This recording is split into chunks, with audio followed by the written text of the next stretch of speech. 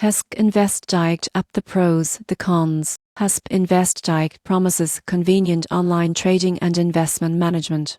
But how does it really perform? Starting with the pros first, reputation. HSBC is a trusted bank with strong security and regulatory compliance. Second, range of investments. You can access stocks, ETFs, bonds, and mutual funds in one place. Third, research and tools. The platform provides charts, market news, and analysis to support informed decisions. Now, the cons.